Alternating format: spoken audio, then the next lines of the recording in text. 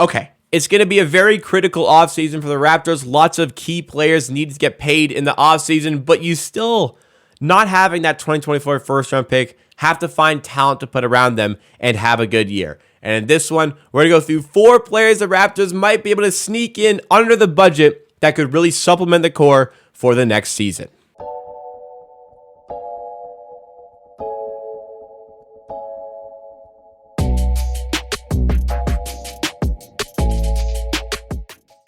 All right, so the Raptors have a lot of people that they need to pay in the offseason. A lot of guys that need money, a lot of people that need good money. There's not going to be a ton of flexibility in signing free agents. We saw this season in particular how difficult it can be for the Raptors to even get free agents to come to their team. We signed Otto Porter Jr., and honestly, at the time looking at it, that was like essentially the best free agent signing in Raptors history. At the time of the signing, you'll go to DeMar Carroll as the best free agent signing. And when I say free agent signing, I mean as players choosing the Raptors as their new team. Biggest free agent signing in history is DeMar DeRozan coming back to the team, but he came back.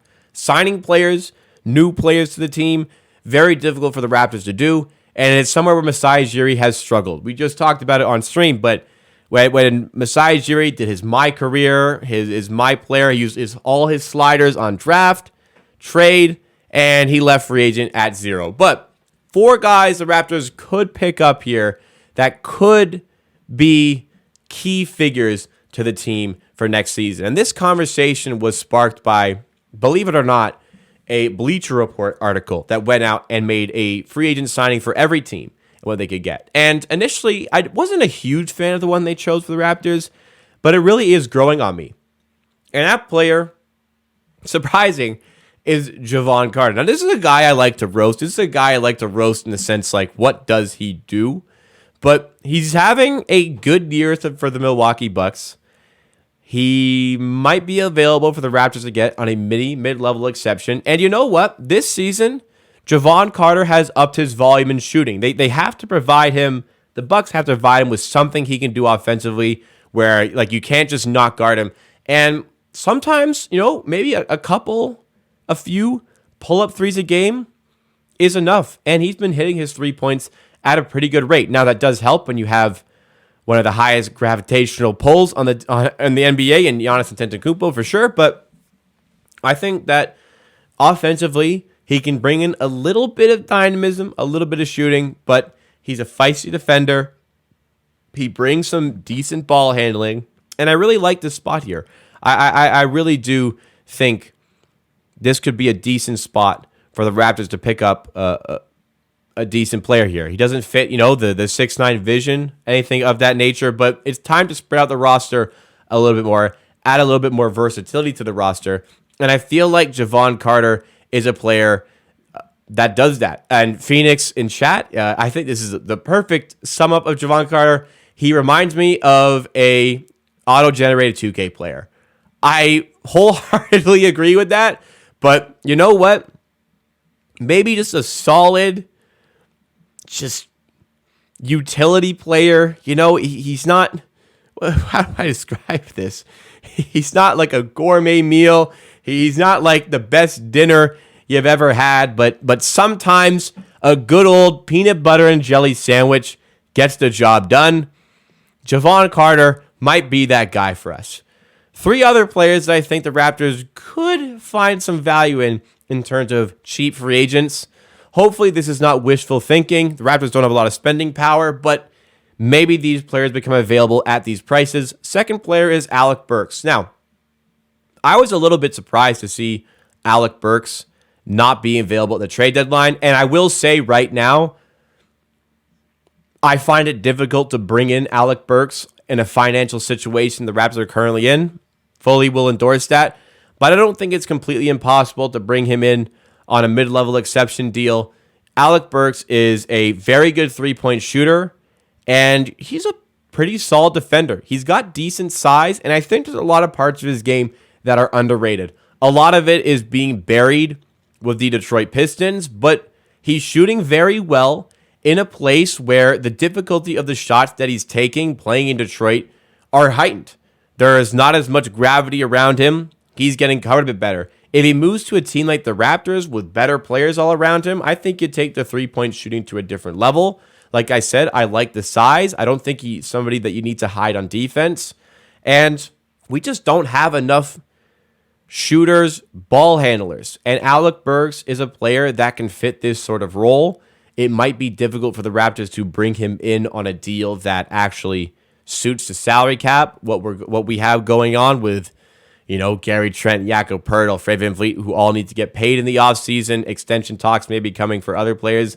But Alec Burks could be a solid piece that fits well into this team and really, again, just provides us that something that this team just does not have at the moment.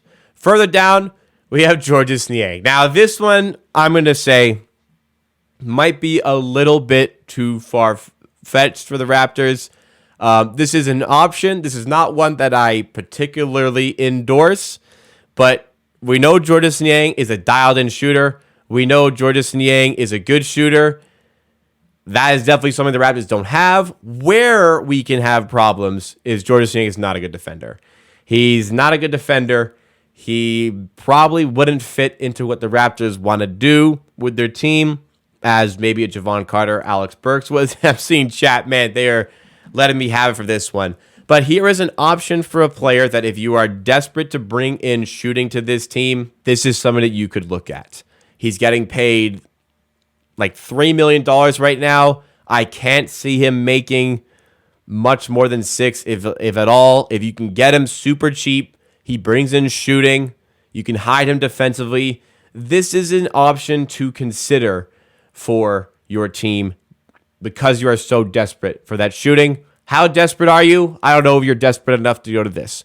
Fourth player on the list. This is the only one where I have like real fear over the price that he is going to be getting paid. But Torrey Craig is an interesting option here. Now, Torrey Craig, he's going to have a big role for the Phoenix Suns for the rest of the season. And I think if the Suns go deep in the playoffs, and I am backing them to do so, he could see a little bit more money than what we could afford. But he's the fifth man for this Phoenix Suns team.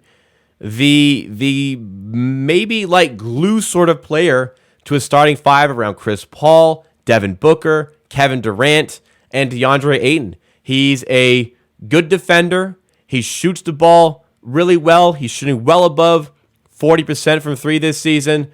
Where this is going to be a little bit of a problem is financially. Like I said, this is one where I find this one difficult in the sense that you may have to pay him more than you can afford. And also, I think there are going to be other teams throwing money at him. I think this is a player like the Los Angeles Lakers should be already figuring out if they can bring him into their team. He fits them really well, defense, shooting.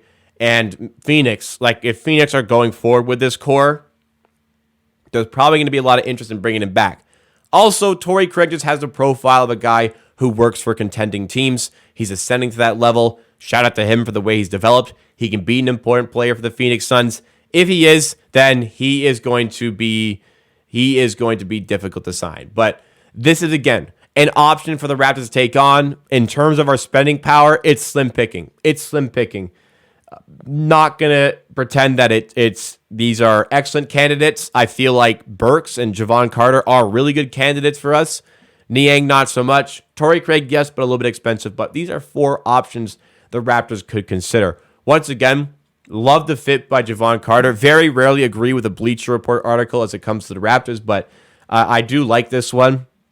Really like the fit of Alec Burks. If you can get him on a contract with this team, I like. Not a ton of interest in him at the deadline. I feel like there's a spot where you can get him. Niang, if he's cheap and you really are desperate for shooting. Torrey Craig, a man maybe can dream on that one. But what do you guys think? Who's a free agent maybe I didn't speak of here that I should have? Anybody you are interested in? Let me know in the comments. Let me know in the chat. What do you guys think about this situation? But not a lot of flexibility. These are some solid options.